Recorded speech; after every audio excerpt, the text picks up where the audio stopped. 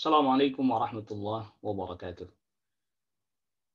Innal hamdalillah nahmaduhu wa nasta'inuhu wa nastaghfiruh wa na'udzu billah min shururi anfusina wa min sayyiati a'malina may yahdihillahu fala mudilla lahu wa may yudlil fala hadiya lahu. Ashhadu an la ilaha illallah wahdahu la syarika lahu wa ashhadu anna Muhammadan 'abduhu wa rasuluh.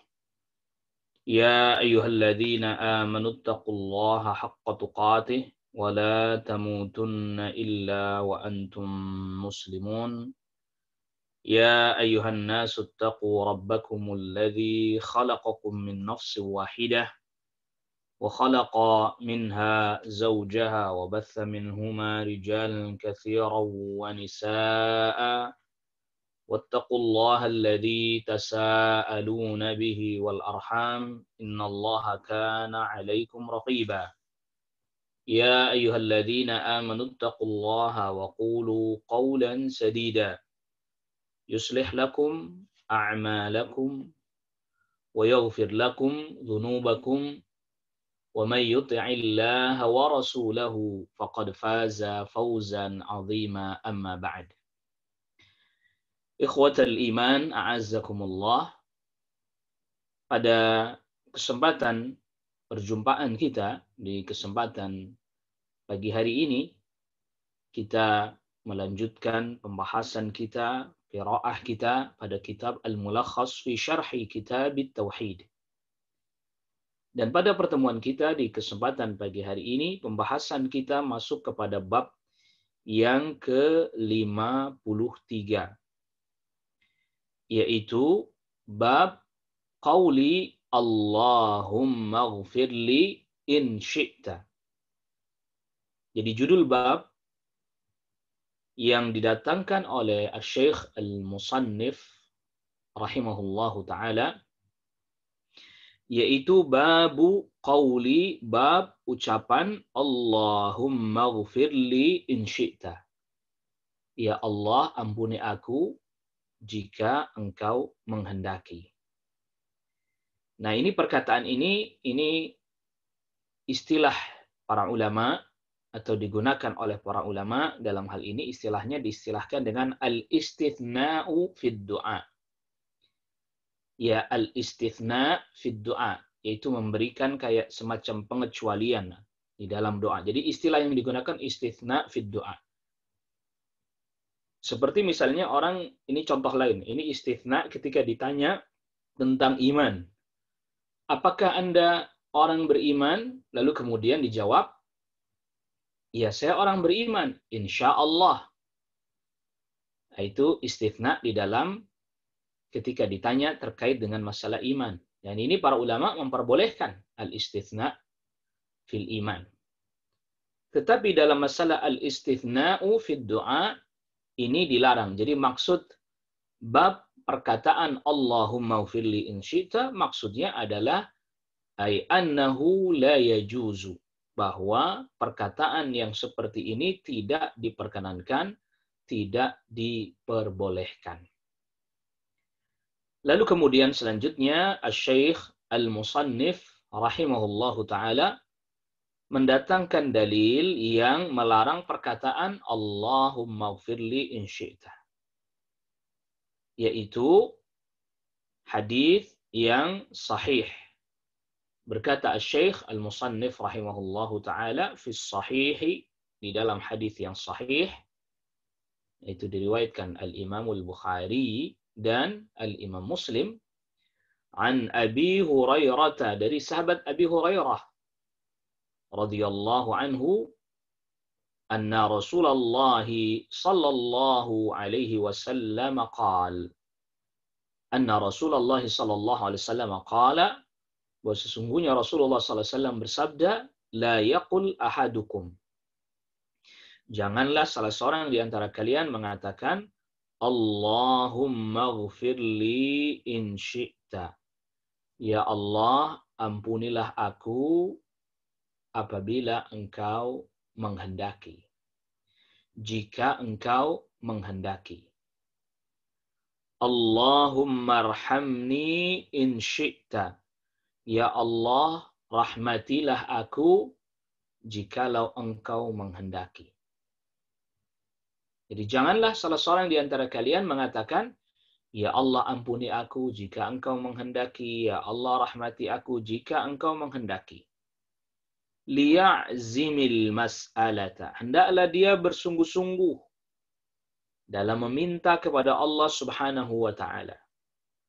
Fa innallaha, karena sesungguhnya Allah Subhanahu wa taala la mukriha lahu. Tidak ada yang memaksa Allah Subhanahu wa taala. Jadi sungguh-sungguhlah dalam meminta karena tidak ada yang memaksa Allah Subhanahu wa taala.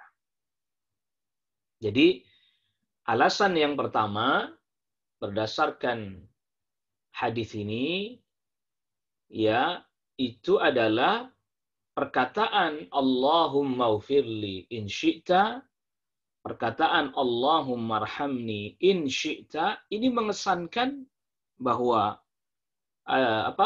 Allah Subhanahu wa taala ada yang bisa memaksa Allah dalam mengerjakan sesuatu. Jadi kesannya ya kalau engkau mau, ini kesannya adalah mengesankan bahwa ada yang bisa memaksa Allah Subhanahu wa taala. Padahal tidak ada satupun yang memaksa, yang bisa memaksa Allah Subhanahu wa taala, tidak ada. Wali Muslimin, dan di dalam riwayat Al-Imam Muslim dengan redaksi wali wa'adzimir raghbah. Hendaklah dia memperbesar harapannya. Ya, raghbah itu harapan, keinginan agar supaya apa yang dia minta itu diperkenankan, dikabulkan oleh Allah Subhanahu wa taala.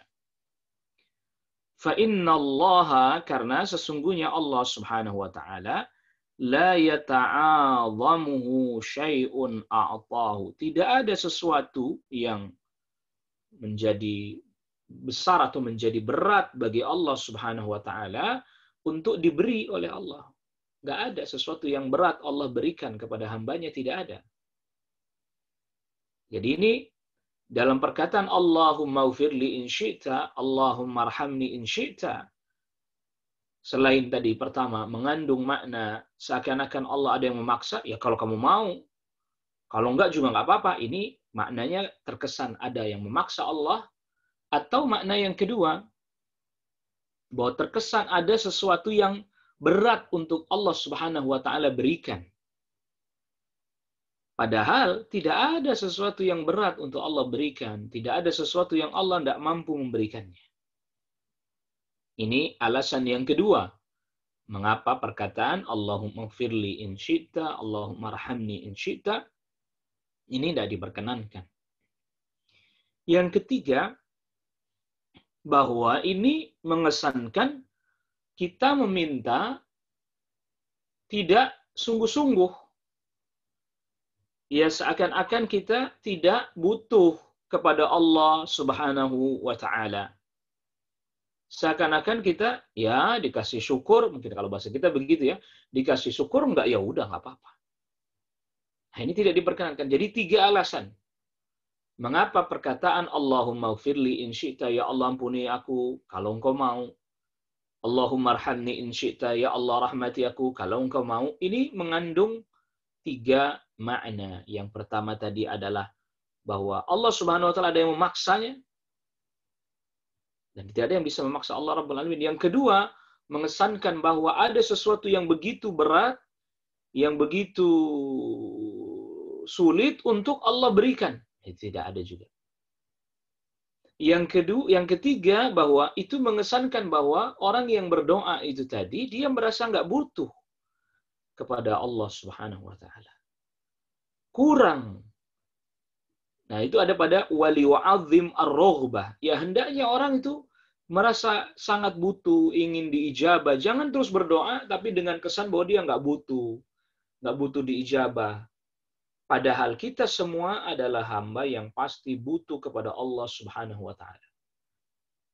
Tidak ada satupun di antara kita yang tidak butuh kepada Allah Subhanahu wa taala. Semua kita butuh kepada Allah Subhanahu wa taala. Wala takilni ila nafsi tarfata ain. Janganlah engkau menyerahkan urusan ini, seluruh urusan kepadaku, walaupun sekejap mata saja. Kita sangat butuh kepada Allah Rabbul Alamin. Kita tidak bisa lepas dari Allah Rabbul Alamin. Walaupun sekejap mata saja kita nggak bisa lepas dari Allah Rabbul Alamin. Dan juga ini menunjukkan betapa sempurnanya sifat kedermawanannya Allah Subhanahu wa taala. Bahwa Allah Subhanahu wa taala tidak ada satupun yang bisa memaksa Allah Rabbul Alamin. Tidak ada. Jadi dalam mengijabah doa mutlak ini adalah hak Allah Jalla fi'ulah. Tidak ada yang bisa memaksa Allah, tidak ada yang bisa mengintervensi Allah Subhanahu wa taala. Oleh karena itulah ya kita diperintahkan untuk berdoa hanya kepada Allah Subhanahu wa taala saja. Wa qala rabbukum ud'uni astajib lakum. Dan Rabb kalian berfirman, berdoalah kalian kepadaku, niscaya aku akan menjawab kalian. Allah Subhanahu wa taala berfirman, "Wa idza sa'alaka 'ibadi 'anni fa inni qarib, ujibu da'watad da'i idza da'ani." Apabila hamba-hambaku bertanya kepadamu, maka aku dekat. Ujibu da'watad da'i, aku mengijabah doa orang yang berdoa idza da'ani, apabila dia berdoa kepadaku. Berdoa langsung kepada Allah Rabbul Alamin. Karena nggak ada yang bisa mempengaruhi Allah, tidak ada yang bisa mengintervensi Allah, tidak ada yang bisa memaksa Allah Subhanahu wa taala dalam hal mengijabah doa. Dan ini termasuk rububiyah. Rububiyahnya Allah Subhanahu wa taala, bahwa mutlak hanya Allah Subhanahu wa taala saja yang mengijabah doa dan permintaan-permintaan kita. Ya, sehingga siapapun orangnya, apakah dia malaikat, atau siapapun makhluknya, apakah dia malaikat, siapapun orangnya, ataukah dia nabi, ataukah dia orang saleh, nggak ada yang bisa mempengaruhi Allah Rabbul Alamin. Tidak ada yang bisa mempengaruhi ketetapan-ketetapan Allah, termasuk diantaranya ijabatul doa, mengijabah doa. Tidak ada. Nggak ada yang bisa mengintervensi. Tidak ada. Jadi orang saleh, nabi, rasul, semuanya mereka adalah hamba Allah Subhanahu wa taala, yang mereka tunduk pada apa yang telah Allah tetapkan, dan mereka tidak bisa mempengaruhi sedikit pun apa yang telah menjadi ketetapan Allah Rabbul Alamin. Mereka pun hamba yang mereka pun berdoa meminta kepada Allah Subhanahu wa taala. Ya, mereka hamba, mereka pun berdoa, mereka pun meminta kepada Allah Subhanahu wa taala. Dan mereka tidak bisa sedikit pun mempengaruhi apa yang menjadi ketetapan Allah Subhanahu wa taala. Munasabatu hadzal bab li kitab at-tauhid, ketersesuaian bab ini dengan kitab tauhid. Hubungannya apa ini? Bab ini didatangkan dengan kitab tauhid, yaitu bab Allah maghfirli in syi'ta ini. Berkata Syekh Shalih Fauzan hafizahullah taala, lamma kana qawlu Allahumma ighfirli in syi'ta yadullu ala futurir raghbati. Jadi tatkala perkataan Allahumma ighfirli in syi'ta, ya Allah ampunilah aku kalau kau mau, yadullu, hal ini menunjukkan ala futurir raghbati, lemahnya harapan. Menunjukkan lemahnya harapan. Wa qillatil ihtimami bil madlubi, dan sedikitnya perhatian terhadap apa yang diminta. Jadi ini orang seakan-akan harapannya nggak kuat. Maka tadi dalam hadis riwayat Muslim, wal yu'azzimir raghbah. Dalam riwayatnya Imam Bukhari, liya'zim al-mas'alah. Sungguh-sungguh, meminta itu sungguh-sungguh. Dengan dipenuhi harapan, berharap agar doanya diperkenankan oleh Allah Subhanahu wa taala. Jangan menggunakan redaksi yang mengesankan ya butuh-butuh nggak butuh. Wal istighna'i, dan menunjukkan merasa nggak butuh anillahi, kepada Allah, min nahiyatin, dari satu sisi. Jadi menunjukkan tiga hal tadi.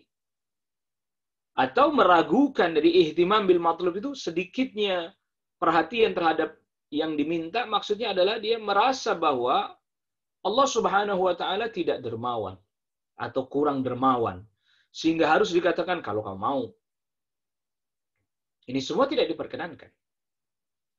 Wa yush'iru, dan mengesankan perkataan ini bi annallaha, Ta'ala, bahwa sesungguhnya Allah Ta'ala qad yadtarruhu syai'un ila fi'li ma yaf'al. Dan perkataan ini mengesankan bahwa Allah Subhanahu wa taala ya terkadang terpaksa melakukan sesuatu. Karena dikatakan ya kalau kamu mau, akhirnya kemudian terpaksa melakukan hal itu. Tidak ada ini. Enggak ada. Jadi Allah Subhanahu wa taala tidak ada yang memaksanya, enggak ada yang membuat Allah Subhanahu wa taala terpaksa memberi, tidak ada. Tidak ada yang bisa mempengaruhi Allah Subhanahu wa taala mengijabah doa, enggak ada. Wa fi hadzainil mahdhuraini, dan di dalam dua hal yang dilarang ini, mudaddatun litauhidi, terdapat sesuatu hal yang bertentangan dengan tauhid. Bertentangan dengan kesempurnaan kekuasaan Allah, bertentangan dengan kedermawanan Allah Subhanahu wa taala, bertentangan dengan rububiyahnya Allah, bahwa hanya Allah yang mengijabah doa. Tidak ada yang memaksa, tidak ada yang bisa mempengaruhi, tidak ada yang bisa mengintervensi, enggak ada.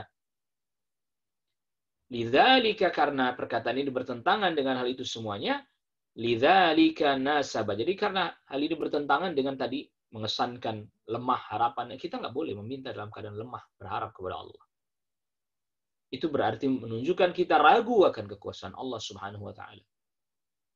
Kita tidak boleh berdoa dengan tidak kesungguh-sungguhan. Dijabah nggak ya? Dijabah nggak ya? Tidak boleh. Karena ini juga sama meragukan kuasa Allah, meragukan rububiyah Allah Subhanahu wa taala. Lidzalika, oleh karena itulah nasaba aqdu hadzal babi, bersesuaianlah mendatangkan bab ini fi kitabit tauhid, di dalam kitab tauhid. Jadi termasuk bagian daripada konsekuensi tauhid adalah kita yakin akan rububiyahnya Allah, yakin Allah mengijabah doa sesuai dengan yang Allah kehendaki tentunya. Ya, jadi sungguh-sungguh akan dijabah doa, dan janji Allah tidak akan mungkin diselisihi oleh Allah Subhanahu wa taala. Innallaha la yukhliful mi'ad. Allah Subhanahu wa taala tidak akan menyelisih janjinya, pasti. Enggak mungkin Allah menyelisih janjinya. Dan Allah Subhanahu wa taala berjanji akan mengijabah doa. Tadi waqala rabbukum ud'uni astajib lakum. Berdoa kepadaku, Rabb kalian berkata, berdoa kepadaku, kalian akan aku ijabah. Dan ijabah doanya dalam bentuk yang Allah kehendaki. Pada waktu yang Allah inginkan dan pada tempat yang Allah telah tetapkan. Nah, ini yang perlu kita pahami juga ya. Dijabah doa, iya dijabah doa. Tapi pada dalam bentuk yang Allah kehendaki. Pada waktu yang telah Allah tetapkan. Dan juga pada tempat yang Allah inginkan. Bukan atas apa yang kita mau. Maka ada sebagian para ulama katakan, fahuwa dhamina lakal ijabah. Allah menjamin mengijabah doamu. Fil waqti alladhi yakhtaruhu. Pada waktu yang Allah pilih. La fil waqti alladhi takhtaruh. Bukan pada waktu yang kau pilih. Dengan bentuk yang Allah pilih. Pada tempat yang juga Allah pilih. Jadi misalnya begini, ada hamba dia mohon kepada Allah Subhanahu wa taala kekayaan misalnya. Lalu kemudian dia bertanya, saya sudah berdoa sekian tahun, bahkan sudah puluhan tahun berdoa agar saya kaya. Saya tidak kaya-kaya. Berarti Allah tidak ijabah doa saya. Tunggu dulu. Jangan tergesa-gesa mengatakan demikian. Sebab bisa jadi doa itu dijadikan dalam bentuk yang lain. Anda tidak diberikan kekayaan misalnya, tapi Anda diberikan kesehatan. Oh enggak kok. Saya berdoa agar kaya, tapi tidak diberi kaya, hidupnya malah susah, bahkan saya sakit-sakitan. Bisa jadi Anda telah dijauhkan dari berbagai macam kemaksiatan dan keburukan-keburukan. Atau bisa jadi Allah Subhanahu wa taala telah menyediakan balasan yang jauh lebih baik nanti di akhirat. Karena apa? Doa itu ibadah. Sebagaimana sabda Rasulullah SAW diriwayatkan oleh Imam Tirmidzi, ad-du'a'u huwal ibadah. Doa adalah ibadah. Jadi meminta berdoa bukan hanya semata-mata agar supaya ketika kita meminta sesuatu di dalam doa kita, jadi doa itu secara bahasa berarti memanggil, dari kata da'a yad'u, memanggil, menyeru. Nah, memanggil Allah, menyeru Allah Rabbul Alamin ini ada dua macam. Menyeru Allah dalam rangka untuk beribadah. Dia sebut nama Allah, dia seru nama Allah dalam rangka beribadah kepada Allah. Di dalamnya nggak ada permintaan. Ya orang salat Allahu Akbar, dia sebut nama Allah, dia seru nama Allah. Lalu kemudian misalnya ketika i'tidal, sami Allahu liman hamidah, Rabbana walakal hamd. Wahai Rabb kami, milikmu lah segala pujian. Itu kan dia nggak minta apa-apa. Dia sebut nama Allah, dia seru nama Allah dalam rangka beribadah kepada Allah Subhanahu wa taala. Dia melakukan itu, dia sebut nama Allah itu dalam rangka beribadah kepada Allah. Yang kedua adalah doaul masalah, doa permintaan. Ya tentu doa permintaan ini pun juga adalah doa ibadah juga tentunya. Karena di dalamnya terdapat permintaan kepada Allah Subhanahu wa taala. Ya, terdapat permintaan kepada Allah Subhanahu wa taala. Di antara adab-adab berdoa meminta kepada Allah Subhanahu wa taala, ya, yang dia perlu ketahui bahwa itu yang dia lakukan adalah ibadah yang mengandung pahala dari Allah Subhanahu wa taala. Dan Allah Subhanahu wa taala yang Maha mengetahui apa yang maslahat bagi kita. Kita boleh sangat menginginkan sesuatu, tapi belum tentu hal itu maslahat bagi diri kita. Kita boleh berharap sesuatu agar Allah kabulkan sesuatu itu, tapi belum tentu sesuatu itu yang maslahat dan manfaat buat kita. Ya, wallahu ya'lamu wa antum la ta'lamun. Asa an takrahu syai'an wa huwa khairul lakum wa asa an tuhibbu syai'an wa huwa syarrul lakum wallahu ya'lamu wallahu a'lamu wa antum la ta'lamun. Bisa jadi sesuatu itu kalian tidak suka tapi malah yang baik buat kalian. Bisa jadi sesuatu itu buruk tapi malah itu yang baik buat kalian. Allah yang Maha mengetahui dan kalian nggak tahu. Ini juga karena terkait dengan ilmunya Allah Subhanahu wa taala, ini juga harus hadir. Bahwa Allah Subhanahu wa taala sempurna ilmunya, bahwa Allah Subhanahu wa taala sempurna dalam hal rububiyah, bahwa mengijabah doa hak Allah, bahwa Allah Subhanahu wa taala sempurna dalam hal kedermawanan, ya anugerahnya begitu sempurna, nggak ada yang berat bagi Allah untuk diberikan sebesar apapun, sebanyak apapun yang Anda minta. Dan Allah pun menjamin ijabah doa, tapi tadi dalam bentuk yang Allah kehendaki, pada waktu yang Allah pilih, di tempat yang juga telah Allah tetapkan. Ini semua harus menjadi satu di dalam hati selain dia berucap, tapi dia kumpulkan itu semua dalam hatinya. Tidak boleh kemudian dia juga perkataannya perkataan yang menunjukkan dia sangat butuh kepada Allah Rabbul Alamin. Tidak boleh menggunakan perkataan yang mengesankan dia nggak butuh kepada Allah. Ya kalau Anda mau, termasuk yang dibahas di dalam bab ini. Bab, berkata Syekh Shalih Fauzan, babu qaulillahumma fi Allahumma ufirli in syi'ta ila akhir, ay annahu la yajuzu, bahwa perkataan Allahumma ufirli in syi'ta tidak boleh. Perkataan Allahumma arhamni in syi'ta tidak boleh. Fi sahihi, yang dimaksud perkataannya Asy-Syaikh tadi fi sahih ai as-sahihain, yaitu di dalam sahihain, Sahih Bukhari dan Sahih Muslim. Liya'zimil mas'alata, hendaklah dia bersungguh-sungguh dalam meminta. Ai liyajzim, sungguh-sungguh mantap. Fi talabati, dalam meminta, wa yuhaqqiq rughbatahu, dan agar supaya betul-betul dia menunjukkan bahwa dia sangat berharap. Wa yatayaqqan al-ijabah. Dan agar dia yakin, jadi dia dalam berdoa pun yakin diijabah oleh Allah Subhanahu wa taala. Yakin diijabah. Jangan terus ya, diijabah enggak ya? Enggak yakin. Ya, diijabah enggak ya? Diijabah enggak ya? Ini tidak diperkenankan.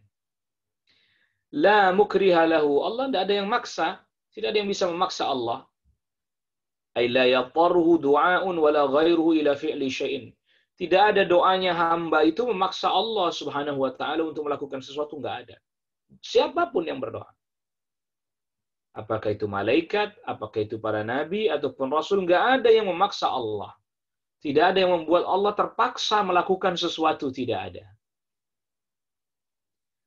Waliyu'azzimir raghbah. Waliyu'azzimir raghbah, hendaklah dia memperbesar harapannya, itu artinya dia sungguh-sungguh minta. Bitasdididh dha'i, dibaca dengan tasdid dha, ayyulihha, yaitu dia yulihha ini merengek, minta kepada Allah dengan merengek, ya Allah Seperti anak kecil ketika minta kepada orang tuanya. Fi talabil hajati, ketika dia meminta hajatnya, dia merengek. Ya tadi menunjukkan bahwa dia sangat butuh kepada Allah Jalla wa'ala. Menunjukkan bahwa dia sangat ingin apa yang dia harapkan itu dikabulkan oleh Allah Subhanahu wa ta'ala. Bukan justru malah menunjukkan rasanya nggak butuh diminta sesuatu yang menunjukkan seolah-olah dikabulkan. Ya nggak apa-apa, nggak juga, ya nggak apa-apa juga, tidak boleh.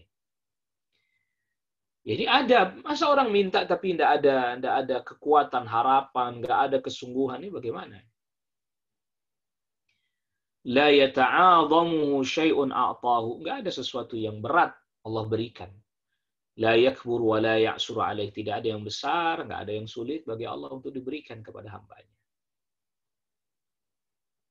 Al-ma'na al-ijmaliyu lil hadithi, makna global hadis ini, yanha sallallahu alaihi wasallam an ta'liqi talabil maghfirati war rahmati minallahi 'alal masyiah.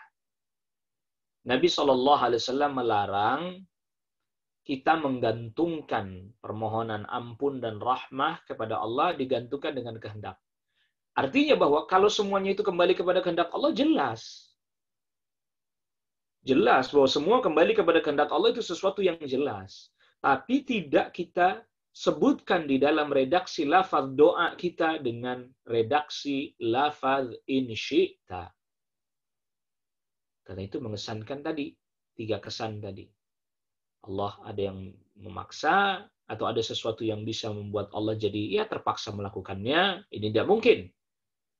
Atau mengesankan bahwa Allah Subhanahu wa ta'ala itu sebenarnya berat memberi, tapi akhirnya memberi juga, atau sesuatu itu sebenarnya nggak mampu Allah berikan, lalu kemudian Allah berikan terpaksa. Nggak bisa juga. Tidak juga dengan makna seperti itu.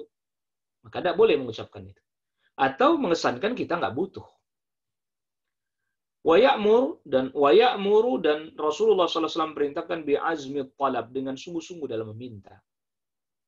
Duna ta'liqin, nggak perlu dikasih digantungkan, nggak perlu, kalau nggak perlu. Wa yu'allilu dzalika, dan Nabi SAW memberikan alasan, ta'lil akan hal tersebut.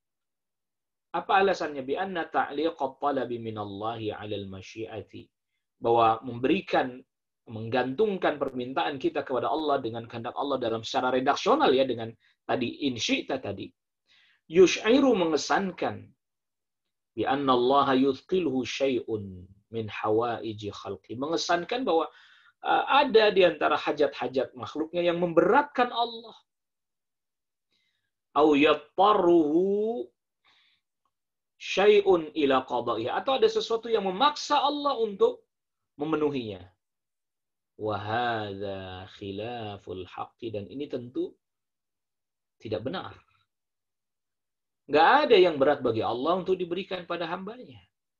Tidak ada juga sesuatu yang memaksa Allah untuk memenuhi sesuatu yang diminta hambanya. Fa innahu, karena sesungguhnya Allah, wal ghaniyul hamidu, Allah lah yang maha kaya. Allah Subhanahu wa ta'ala maha kaya, al-hamid, yang maha terpuji, al-fa'alu lima yuridu, yang melakukan apa yang Allah keinginkan. Tidak ada yang memaksa Allah. Tidak ada yang mengintervensi Allah. Tidak ada yang berat bagi Allah Subhanahu wa ta'ala untuk memberikan sesuatu pada kita. Maka di dalam hadis qudsi yang diriwayatkan oleh Imam Muslim, bahwa kalau seandainya seluruh manusia, bahkan termasuk jin, law anna insakum wa jinnakum, law anna awwalakum wa akhirakum wa insakum wa jinnakum qamu fi sa'idin wahidin. Kalau seandainya yang awal, yang akhir, jin, manusia, semuanya berdiri di satu tempat yang lapang, yang rata lagi lapang. Lalu kemudian fatalaba kullu wahidin minhum, maka kemudian masing-masing dari mereka meminta, semuanya minta kepada Allah Subhanahu wa ta'ala. Hawaijahu, semua hajatnya dia mintakan kepada Allah Subhanahu wa ta'ala. Lalu kemudian Allah kabulkan semua permintaan mereka semuanya itu, Yang awal, yang akhir, ya jin, ya manusia. Semua mereka minta. Bahkan kalau perlu masing-masing permintaannya bukan hanya satu. Banyak permintaan. Dan semuanya Allah subhanahu wa ta'ala kabulkan. Tidak akan mengurangi sedikit pun apa yang ada di sisi Allah subhanahu wa ta'ala. Allah kabulkan semua permintaan jin manusia yang banyak itu. Tidak akan sedikit pun mengurangi apa yang ada di sisi Allah subhanahu wa ta'ala. Tidak akan sedikit pun mengurangi apa yang ada pada Allah Rabbul Alamin. Tidak lantas kemudian mendadak Allah Rabbul Alamin menjadi miskin dengan sebab menjawab, mengabulkan, mengijabah semua permintaan hambanya. Tidak akan. Jangan pernah ragu kita akan kuasa Allah Rabbul Alamin dalam hal mengijabah doa, memperkenankan doa kita. Justru yang perlu kita perbaiki adalah bagaimana adab kita, bagaimana sikap kita ketika berdoa. Jangan ragukan ijabahnya Allah, jangan. Yang perlu kita perbaiki, yang perlu kita koreksi, yang perlu kita introspeksi ya diri kita. Kita ini sudah benar enggak adabnya dalam berdoa? Sudah ngikuti tuntunan tidak? Itu yang perlu diperbaiki dari kita, bukan meragukan kuasa Allah Subhanahu wa taala. Ini terbalik. Seringkali kita meragukan kuasa Allah Rabbul Alamin. Padahal yang perlu kita ragukan adalah kita adabnya baik enggak kepada Allah dalam hal berdoa. Meminta sudah memenuhi persyaratan-persyaratannya yang Allah tetapkan, yang Rasul ajarkan enggak? Kama yush'iru dzalika, sebagaimana perkataan itu juga mengesankan bifuturil abdi, dengan lemahnya hamba, fi talabi, dalam meminta. Enggak boleh kita lemah harapan. Wastighnaihi, dan merasa enggak butuh an rabbihi, dari Rabbnya, enggak butuh kepada Allah, enggak boleh. Jadi perkataan itu mengesankan kita juga harapannya lemah. Nah, harapan lemah ini lalu kemudian merasa enggak butuh ini karena tidak ya kurang kuat keyakinannya akan kuasa Allah, kebesaran Allah. Tadi telah kita sebutkan hadis qudsi riwayat Muslim. Semua makhluk, jin, manusia, dari awal akhir berkumpul semuanya meminta permintaan yang banyak, Allah kabulkan semuanya, tidak mengurangi sedikit pun apa yang di sisi Allah. Tidak membuat Allah Subhanahu wa taala jadi jatuh miskin, tidak. Tidak sedikit pun. Wa huwa la ghinan anhu, padahal hamba tidak bisa merasa tidak butuh anillahi, kepada Allah, tarfat ain, walaupun sekedipan mata. Hamba nggak bisa merasa nggak butuh kepada Allah. Sekedip mata sekalipun nggak bisa. Jadi kita sudah sebutkan, maka di antara zikir yang kita baca zikir pagi. Ya. Ya Hayyu ya Qayyum bi rahmatika astaghits. Ya Allah yang Maha hidup. Ya Allah yang Maha mengendalikan segala sesuatu sendiri. Bi rahmatika, dengan rahmatmu, astaghits, aku mohon pertolongan. Aslih li nafsi, aslih li sya'ni kullahu, perbaikilah segala urusanku semuanya. Wala takilni ila nafsi tarfat ain, jangan kau serahkan urusan-urusanku itu kepada diriku sendiri ya Allah, walaupun sekejap mata, walaupun sekedipan mata saja. Kita nggak bisa nyelesain urusan kita sendiri, apalagi nyelesain urusan orang. Nggak bisa kita menyelesaikan seluruh hajat kita sendiri, apalagi menyelesaikan seluruh hajat manusia. Munasabatul hadits lil babi, ketersesuaian hadis ini atau hubungan hadis ini dengan bab larangan perkataan Allahumma ghfirli in syi'ta. Anna fihi, bahwa di dalam hadis ini terdapat dalil an-nahya, yang melarang, dari larangan. An ta'liqi talabil maghfirati minallahi bil masyiati, yaitu larangan menggantungkan permintaan ampunan dari Allah dengan menyebut in syi'ta. Masyiat itu kehendak.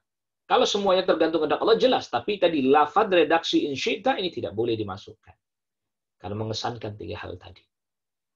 Wa bayana illati dzalika, dan di dalam hadis terdapat penjelasan kenapa alasannya hal itu dilarang. Tadi karena perkataan ini mengesankan bahwa ada sesuatu yang membuat Allah jadi terpaksa mengijabah doa. Ini tidak benar. Yang kedua, perkataan ini mengesankan bahwa ya Allah berat memberikan sesuatu. Nah, ini juga tidak benar. Dan yang ketiga, mengesankan bahwa kita ini nggak begitu butuh kepada Allah. Kurang hajat kita kepada Allah, kurang kita menggantungkan diri kita kepada Allah Subhanahu wa taala. Dan ini semua tidak diperkenankan. Ya, kemungkinan-kemungkinan ini semua tidak diperkenankan, maka redaksi lafaz in syi'ta jangan dimasukkan ke dalam doa. Cukup Allahumma firli, Allahumma arhamni, cukup. Ya, artinya tidak perlu dimasukkan in syi'ta. Adapun Allahumma firli dzambi kullahu, boleh itu. Ya Allah, ampuni semua dosaku ya Allah. Fa innahu la yaghfiru dzunuba illa anta, karena sungguhnya tak ada yang bisa mengampuni dosaku melainkan hanya Engkau ya Allah. Oh, ini boleh dianjurkan. Tapi tidak lantas dengan in syi'ta kalau kau mau. Ma yustafadu minal hadis, faedah yang bisa diambil dari hadis. Yang pertama, an-nahyu an ta'liqi talabil matlubi minallahi bimasyiatihi. Larangan menggantungkan permintaan yang kita minta kepada Allah dengan digantungkan dengan kehendak Allah, dan itu disebutkan dalam lafaz in syi'ta. Wal amru bi itlaqi su'alillahi, dan perintah untuk meminta kepada Allah secara mutlak, Allahumma firli, tanpa diberikan tambahan redaksi in syi'ta, duna taqyidin, tanpa diikat dengan in syi'ta tadi. Yang kedua, tanzihullahi amma la yaliqu bih. Tanzihullahi amma la yaliqu bihi, mensucikan Allah dari hal-hal yang memang tidak pantas bagi Allah. Ya seperti tadi, mengesankan. Jadi mengesankan ini walaupun kita tidak bermaksud, ya, kita tidak bermaksud. Jadi perkataan in syi'ta tadi kita tidak bermaksud tiga makna tadi atau tiga kemungkinan tadi. Bahwa Allah ada yang memaksa. Enggak, kita enggak bermaksud begitu. Bahwa ada sesuatu yang berat bagi Allah untuk Allah penuhi. Kita tidak bermaksud begitu. Kita juga tidak bermaksud bahwa kita ini tidak butuh kepada Allah. Bukan. Tapi maksud saya ketika berkata in syi'ta itu adalah, ya memang semuanya kembali kepada kehendak Allah. Nah, walaupun maksud Anda tidak begitu, perkataan ini tetap dilarang. Apalagi dia bermaksud seperti itu, bisa lebih berbahaya. Jadi walaupun perkataan in syi'ta ini tidak bermaksud seperti itu, karena ada kemungkinan maknanya kepada tiga tadi, sudah dilarang. Maka kewajiban mensucikan Allah dari apa yang tidak pantas bagi Allah, bahkan termasuk tadi lafaz-lafaz, redaksi-redaksi yang mengesankan saja sudah Rasul larang. Sudah Rasul SAW tidak perkenankan, Rasul sudah nggak perbolehkan. Mengesankan. Nah, dari sini terdapat pelajaran yang sangat berharga buat kita. Ikhwatal iman, azakumullah. Fantabihu, coba kita perhatikan lebih jeli, lebih detail lagi. Perkataan in syi'ta ini, itu kan mungkin bermakna banyak kemungkinan. Ya tadi contohnya tiga hal tadi. Mungkin bermakna bahwa Allah terkesan terpaksa. Atau ada yang memaksa Allah. Bahwa terkesan, ya kita terkesan memaksa Allah. Kalau kau mau, ini terkesan kita memaksa Allah. Atau perkataan, kalau engkau kehendaki ini mengesankan bahwa ada sesuatu yang berat Allah kerjakan, sehingga kalau Allah tidak mau, ya tidak usah kerjakan. Atau perkataan in syi'ta ini mengesankan bahwa kita nggak butuh kepada Allah. Ini kan kemungkinan-kemungkinannya. Atau kita bermaksud, ya betul-betul menyandarkan bahwa semuanya kehendak Allah. Ya kan, gitu. Namun karena tadi ada kemungkinan yang baik, perkataan in syi'ta ini ada kemungkinan makna yang baik, tapi hanya satu kemungkinannya. Tapi ada tiga kemungkinan yang buruk dari makna perkataan in syi'ta ini, maka sudah dilarang. Walaupun ada kemungkinan baiknya satu, tapi perkataan ini kan in syi'ta ini perkataan kita. Ya, perkataan kita. Jadi dari perkataan kita kepada Allah Subhanahu wa taala ada kemungkinan baik, satu tadi kita sebutkan kemungkinannya, ada kemungkinan maknanya tidak baik, tiga. Maka dalam rangka preventif, walaupun tetap ada kemungkinan baik, sedangkan kemungkinan makna yang tidak baiknya tiga lebih banyak, maka kemungkinan madaratnya lebih besar, kemungkinan yang buruknya lebih besar, maka ditutup, dilarang dalam rangka sadduz dzara'i. Kita jangan mengucapkan seperti itu dalam rangka untuk menutup makna-makna dan kemungkinan-kemungkinan yang buruk-buruk ini. Jadi sampai Rasulullah SAW pun mengajarkan kepada kita bagaimana lafaz-lafaz yang layak, yang pantas dan yang tidak pantas diberikan kepada Allah atau diarahkan kepada Allah Subhanahu wa taala. Sampai kita dididik seperti itu. Di ahlu tauhid dididik perkataannya mana yang maknanya lafaz yang ada kemungkinan buruknya berapa, kemungkinan baiknya berapa. Sampai seperti itu. Ya. Jangan pakai kalau memang ada kemungkinan buruknya lebih besar, jangan. Kemungkinan rancunya lebih besar, jangan. Wasa'atu fadlihi, dan faedah di antara faedah hadis ini menunjukkan luasnya anugerah Allah. Wa kamalu ghinahu, dan kekayaan Allah yang sempurna. Anda jangan ragukan luasnya anugerah Allah, kesempurnaan kekayaannya Allah, wa karamahu wa karamuhu wa juduhu subhanahu wa ta'ala. Kedermawanan Allah, kemuliaan Allah, kedermawanan Allah, jangan pernah kita ragukan. Jadi sebenarnya Allah Rabbul Alamin, kalau betul-betul kita fahami, betul-betul kita mengerti, permintaan kita, Allah Subhanahu wa ta'ala maha kuasa untuk mengabulkan semua permintaan kita. Begitu luasnya anugerah Allah. Ya. Ya, begitu luasnya anugerah Allah Subhanahu wa ta'ala. Jangan ragukan. Tapi tadi kita telah beritahukan dan telah kita sampaikan di awal pembahasan tadi. Allah yang lebih tahu, Allah yang maha tahu mana yang maslahat buat kita, mana yang mafsadat buat kita. Mana yang baik buat kita, mana yang buruk buat kita. Kita kadang minta sesuatu menurut kita baik. Memang itu tidak terlarang. Dan kita mengira itulah yang terbaik buat kita. Tapi belum tentu itu terbaik buat kita. Bukan berarti Allah tidak bisa mengabulkannya. Tetapi Allah Rabbul Alamin memberikan apa yang maslahat buat kita. Bukan berarti Allah Rabbul Alamin tidak bisa memenuhinya. Tapi Allah Rabbul Alamin bisa menunda sesuatu itu pada saat yang jauh lebih tepat bagi Allah Rabbul Alamin. Bukan kita yang tentunya bisa menimbang satu hal. Ya, kita terbatas ilmunya sehingga menimbang satu hal, ya kita perkirakan begini, ternyata begitu, dan seterusnya. Nah, adapun yang di dalam doa istikharah ya doa istikharah yang doa ketika doa istikharah yang kita tidak tahu mana yang baik dan buruk, kita berikan kepada Allah atau kita gantungkan kepada kehendak Allah, apakah ini baik atau tidak, itu bukan termasuk yang disebutkan di dalam pembahasan ini. Karena kita menghadapi hal yang kita nggak tahu mana yang lebih baik. Makanya diserahkan kepada Allah. Ya. Seperti kalau seandainya inkana hadzal amru khairan li, ya Allah, apabila hal ini adalah baik bagiku, baik urusan agama dan urusan duniaku, ya maka tetapkanlah untukku. Nah, kalau itu tidak termasuk ini. Tapi kalau yang ini kan ampunan jelas baik, rahmat Allah jelas baik, Allahumma firli, Allahumma arhamni.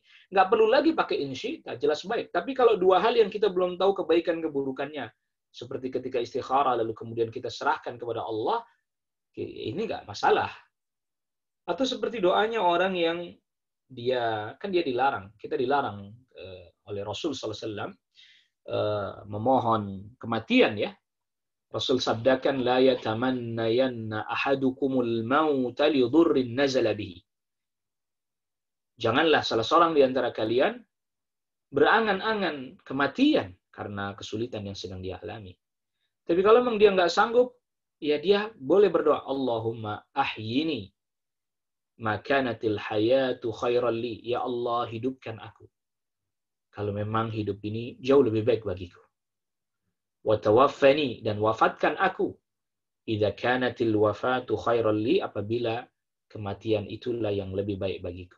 Nah, ini kan di dalamnya ada kesan menggantungkan kepada Allah. Karena kita tidak tahu ini hidup kita yang lebih baik atau kita wafat yang lebih baik. Jangan-jangan diberikan usia panjang tapi justru malah bermaksiat. Ya, kalau begitu ya lebih baik segera wafat. Tapi kan kita nggak tahu apakah kalau kita hidup terus maksiat terus atau tidak. Begitu. Maka itu diserahkan kepada Allah Rabbul Alamin. Itu artinya dalam hal yang kita tidak tahu kebaikannya. Tapi kalau di dalam doa yang disebutkan dalam hadis ini, ampunan, itu baik. Jadi tidak perlu pakai insyita. Rahmat Allah, itu baik. Nggak perlu lagi pakai insyita. Jadi kalau dibandingkan nanti dengan doa-doa yang lain, maka tetap tidak boleh mengucapkan insyita ini pada hal-hal yang memang jelas sudah baiknya. Naam, jadi di dalam bab ini terdapat larangan tadi mengucapkan insyita. Lalu kemudian yang kedua, alasannya pun disebutkan dalam hadis oleh Rasulullah SAW. Dan tiga kita sudah sebutkan. Lalu kemudian juga sungguh-sungguhlah kita dalam berdoa meminta, jangan pernah ragu akan anugerah Allah, kemuliaan Allah, kedermawanan Allah, luasnya kekayaan Allah. Jangan pernah ragu akan hal tersebut. Disitulah maka orang-orang mukmin dalam keadaan sempit sekalipun, dalam keadaan sulit sekalipun, dia tetap memenuhi hatinya dengan harapan kepada Allah Rabbul Alamin. Seperti dalam keadaan yang seperti sekarang ini, sedang wabah dan seterusnya. Kita perlu untuk memperbanyak hati kita harapan kepada Allah Rabbul Alamin. Jangan pernah kemudian hilang atau sirna atau melemah dari hati kita akan kekuasaan Allah, kekayaan Allah, kesempurnaan Allah, keagungan Allah, kebesaran Allah. Kita sangat butuh di saat-saat seperti sekarang ini. Di mana orang sedang mengalami kondisi sulit dengan pandemi dan seterusnya. Ekonomi pun kemudian terkena dampaknya yang sangat besar sekali. Dan berbagai macam permasalahan. Berdoa kepada Allah, ikhwatal iman. Jangan pernah kita berkata, masa cuma doa? Jangan pernah berkata itu. Doa di mana seluruh harapan kita, permintaan kita, kita gantungkan kepada Allah Rabbul Alamin. Yakin kita akan luasnya rahmatnya Allah, luasnya anugerah Allah, sempurnanya kekayaan Allah, kedermawanan Allah. Tidak ada sesuatu yang tidak bisa Allah penuhi dan kabulkan. Tetapi tadi kita perlu ingat. Dengan bentuk yang Allah kehendaki, pada saat yang Allah pilih, dan di tempat yang juga Allah Subhanahu wa Ta'ala tentukan. Allah Subhanahu wa Ta'ala Jawadun Karim, Maha Dermawan, Al-Ghani, Al-Hamid, yang Maha Kaya lagi Maha Terpuji. Yang begitu banyak anugerah yang Allah berikan kepada kita, yang tidak Allah hitung-hitung setiap anugerah yang Allah berikan kepada kita. Maka sangat tidak pantas sekali kalau kemudian kita berputus asa. Sangat tidak pantas sekali, itu sama saja kita menunjukkan bahwa kita ragu atau tidak yakin akan kekuasaan Allah, rububiyahnya Allah, anugerahnya Allah, kebesaran Allah, keagungan Allah, kekayaan Allah, dermawannya Allah Rabbul Alamin. Jangan pernah ragukan itu. Ikhwatal iman, azakumullah. Oleh karena itulah orang yang berputus asa dari rahmatnya Allah, itu termasuk dosa besar, karena dia sama saja meragukan semua kuasa-kuasa Allah. Meragukan rububiyahnya Allah Rabbul Alamin. Dan ahlu tauhid dididik hatinya, perkataannya, bahkan termasuk perbuatan-perbuatannya, jangan sampai mengesankan, sedikit pun jangan sampai mengesankan dia ragu, tidak yakin akan Allah Rabbul Alamin, akan kekuasaan Allah, kebesaran Allah, rububiyahnya Allah Rabbul Alamin. Naam, ikhwatal iman, a'azzakumullah.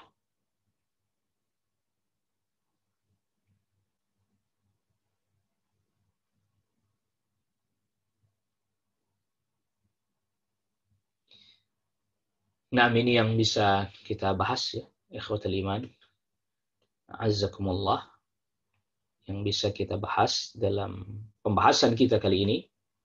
Jadi ketika berdoa kepada Allah Rabbul Alamin, jangan disertai dengan keraguan. Ya, baik dalam hati, termasuk juga dalam ucapan. Sungguh-sungguh perbesar harapan kepada Allah, memenuhi persyaratan-persyaratan ijabah doa, lalu kemudian berbaik sangka selalu kepada Allah Rabbul Alamin, Dan sampai ada perkataan sahabat Umar bin Khattab radhiyallahu anhu. Di antara perkataan sahabat Umar bin Khattab radhiyallahu anhu adalah, saya tidak begitu terlalu disibukkan dengan ijabah doa. Selama aku diberikan oleh Allah kemampuan untuk terus berdoa, itu adalah merupakan nikmat yang besar. Allahu Akbar. Allahu Akbar.